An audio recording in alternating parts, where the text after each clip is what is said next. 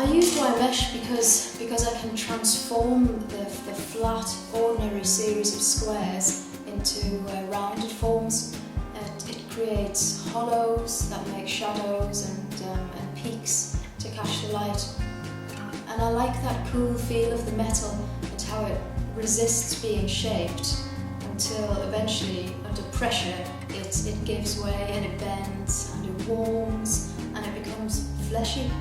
Then with the same fortitude, it holds its new shape and embraces its new identity.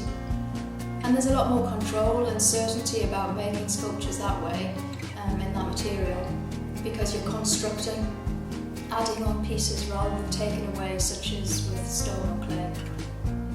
I can make them in any size. I'm not constructed in that way. It just depends on the space and the requirements. So I do single figures, I often do installations to fill large interiors, and they can express themselves simply or sometimes in sequences of an event or game or performance. The figure has always been my passion, and I've researched and studied the human form extensively. I'm totally dedicated to this art form and completely focused on what moves and inspires me. I feel inspired to capture the likeness of a person performing an inspirational act. In the movement of a particular sport or dance, the muscles are constantly changing, forever displaying their power. And I like to capture the fluidity of that movement, because sport is such a motivator for those taking part as well as for those watching. And as a spectator, I'm fascinated to see them push their bodies to the limit.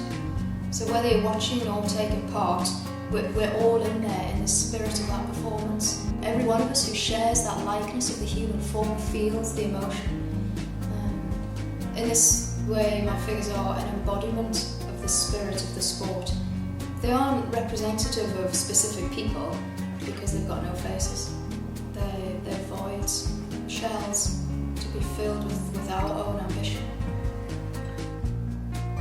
I make them by, firstly I visualise the limb on a linear plane, so opened out, and then I work from the inside of the body outwards, first I shape the relevant muscles, and then I find that the formality of the regular spaced mesh gives me a scale in which to calculate size and proportion.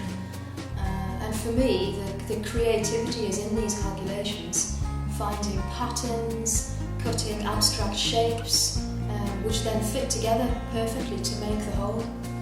For example, the circumference of the thigh is the length of the spine and the circumference of the head.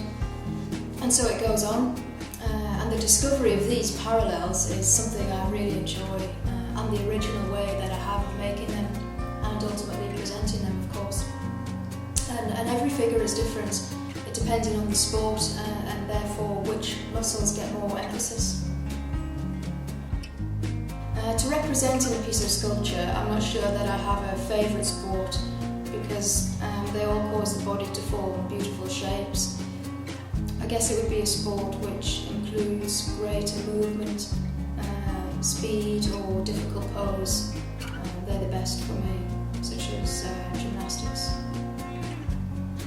A lot of people ask if it hurts my hands because they're all manipulated by hand. And I do get the odd scratch if I work too quickly or if it's not going the way I want.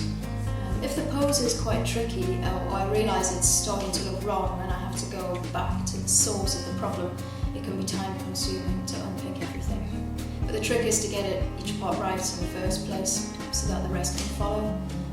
I have to be thinking ahead all of the time. For example, when I'm forming the trapezius, considering what position the arm and shoulder is going to be in, and how the twist of the hand will affect the position of the forearm, or how the bend of the knee will affect the vastus externus and internus.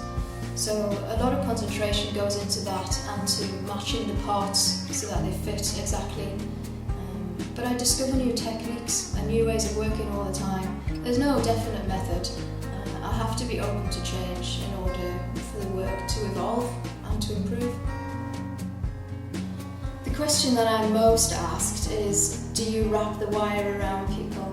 And they say yes, and then I pull them back through the holes.